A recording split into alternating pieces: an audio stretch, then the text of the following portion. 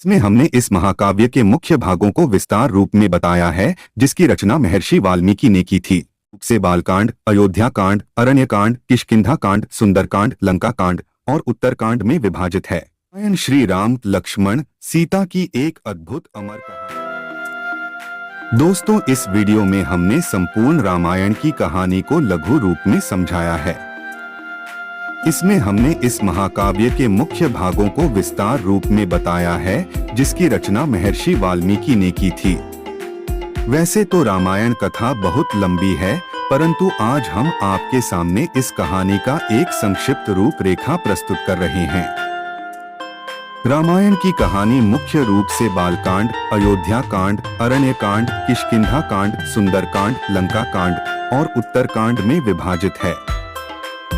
रामायण के महाकाव्य में 24,000 छंद और 500 सर्ग हैं, जो कि 7 भागों में विभाजित हैं। रामायण श्री राम लक्ष्मण सीता की एक अद्भुत अमर कहानी है, जो हमें विचारधारा, भक्ति, कर्तव्य, रिश्ते, धर्म और कर्म को सही मायने में सिखाता है। तो आइए दोस्तों, रामायण महाकाव्य के पहले कांड बालकांड से शुरू करते हैं।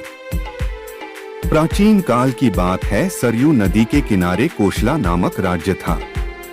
कोशला राज्य की राजधानी अयोध्या थी, जिसके राजा का नाम दशरथ था। राजा दशरथ के 3 पत्नियां थी, जिनके नाम थे कौशल्या, कैकई और सुमित्रा।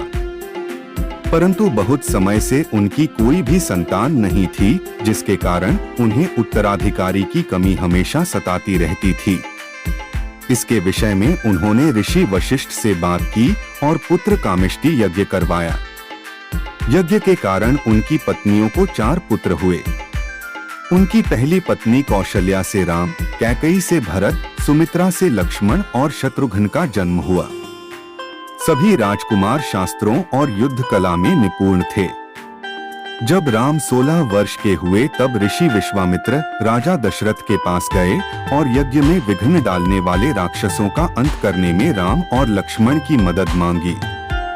राम और लक्ष्मण ने कई राक्षसों का अंत किया, जिसके फलस्वरूप उन्हें ऋषि विश्वामित्र ने कई दिव्य अस्त्र प्रदान किए।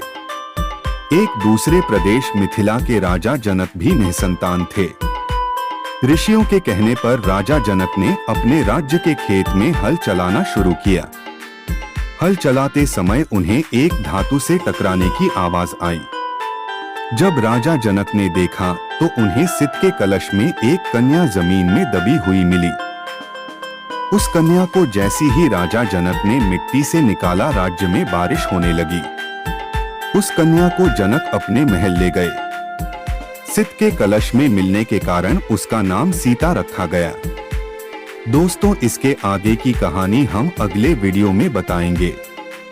और यह कहानी आपको कैसी लगी, हमें कमेंट बॉक्स में अवश्य बताएं।